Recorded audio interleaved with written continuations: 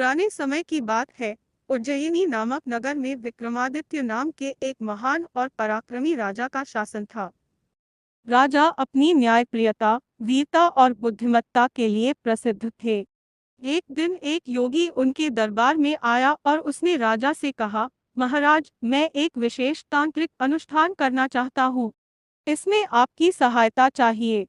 यदि आप मेरी मदद करेंगे तो आपको महान शक्ति और वरदान प्राप्त होगा। राजा ने योगी की बात मान ली। योगी ने उन्हें बताया कि इस अनुष्ठान के लिए उन्हें श्मशान भूमि पर जाकर एक बेताल को पकड़कर लाना होगा। यह काम आसान नहीं था क्योंकि बेताल चालाक और मायावी था। लेकिन राजा ने वचन दिया कि वह यह कार्य अवश्य पूरा करेंगे।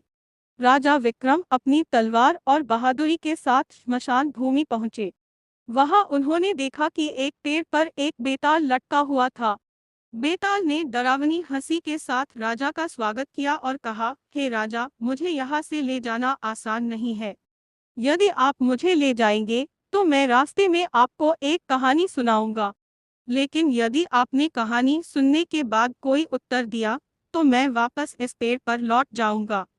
राजा विक्रम ने बेताल की चुनौती स्वीकार कर ली और उसे अपने कंधे पर लाद कर चल पड़े। रास्ते में बेताल ने पहली कहानी सुनाई। एक नगर में राजा धर्मसेन राज करता था। उसके 3 पुत्र थे, विक्रांत, उदयभान और धर्मभान। राजा ने अपने पुत्रों की शादी के लिए एक सुंदर और गुणवान कन्या चुनी। लेकिन कन्या के सामने समस्या थी कि वह किसे अपना पति बनाए। तीनों राजकुमारों ने कन्या को पाने के लिए अपनी अपनी खूबियां गिनाई। पहला राजकुमार बोला, मैं अपनी तलवार के कौशल से किसी भी दुश्मन को हरा सकता हूँ। मैं राजकुमारी की रक्षा कर सकता हूँ। दूसरा राजकुमार बोला, मैं महान योद्धा हूँ। मैं किसी भी युद्ध में विजय प्राप्त कर सकता हूँ।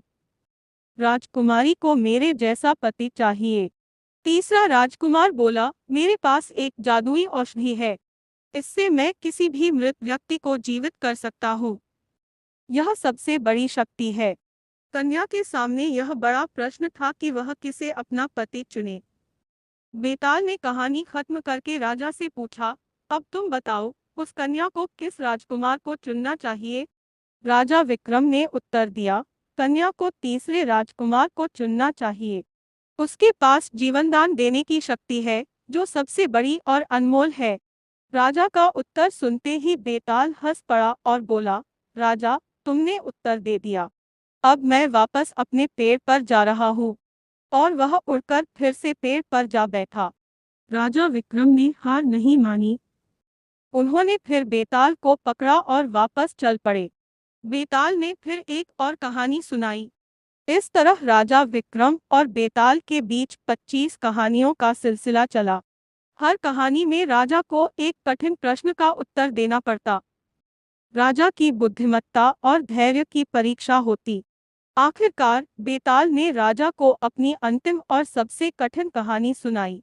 इस बार बेताल ने एक ऐसी पहेली रखी जिसका उत्तर देना बहुत मुश्किल था। लेकिन राजा विक्रम ने अपनी चतुराई से उत्तर दिया और बेताल को हरा दिया।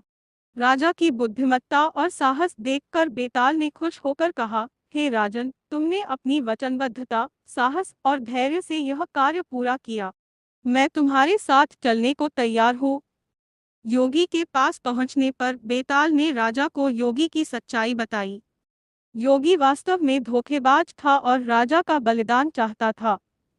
राजा विक्रम ने बेताल की सलाह मानकर योगी का अंत कर दिया।